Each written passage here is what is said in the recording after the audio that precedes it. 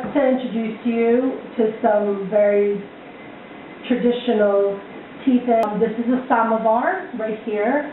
Also behind me we have another one, a much bigger one, with a teapot on top.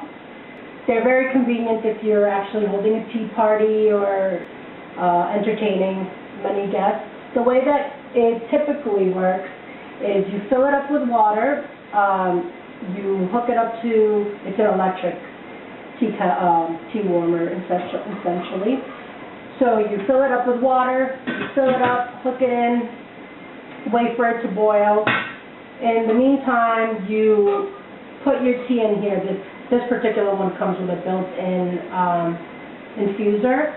So you would put in your tea, and the way tea preparation in Russia works is you make a concentrated tea here, and then it gets diluted with the water. So this would be the concentrated. I would pour maybe 10%, maybe a little more, depending, in the cup, and then fill it up the rest of the way with hot water, and then you have your Russian tea.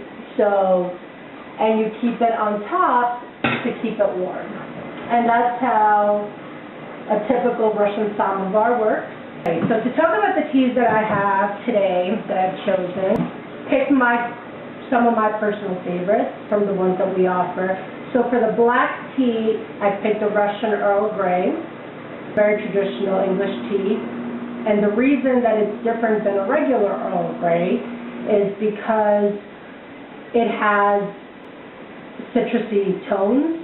And the reason it has citrusy tones is because back when the czars were still ruling Russia, there was an ambassador that came over from England, and as his gift, he brought some Earl Grey. And he gave it to, I believe it was the prince. And the household knew that the prince only liked citrusy drinks, and he would throw a fit or be very ungrateful if he was given a drink that wasn't citrusy. So the servants tried to, not insult the English ambassador and at the same time appease the Tsar, or the prince. And so what they did is they prepared the Earl Grey and they added some orange pieces. And he loved it, meaning the Tsar and prince, and that's how Russian Earl Grey came about. So I love it. I like Earl Grey in general, but I love citrusy drinks. So for me, Russian Earl Grey, not met someone that has not liked it yet. So that's the black. Then the pu'er, we offer a butterscotch pu'er. And basically, pu'er is black tea that has been undergone a different process, and part of this process involves fermentation of some type. There are different ways of fermenting it. There are a couple that are known, but the truly great wares that come from China are a secret. Experts have guessed, but no one really knows exactly what that process is. But we all know that some type of fermentation is involved at some point.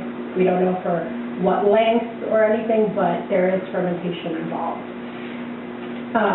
Oolong, we have one that we call Skazka, which means fairy tale in Russian, and it is an absolute. The way that it's described is a milky oolong. I think that a more appropriate description is honey milk. It is just delicious. And then we have a green. We have the Dacha Holiday, which basically it's green tea with strawberries. So it reminds me of summer, very light. It makes an absolutely amazing iced tea, delicious. I normally do not drink green tea. It's just not my cup of tea. But I will drink the dacha, and I usually will make iced tea from this particular one. And then for white, we have the Pai Mutan, which is a very popular high-grade white, and this particular one is an organic white Pai Mutan.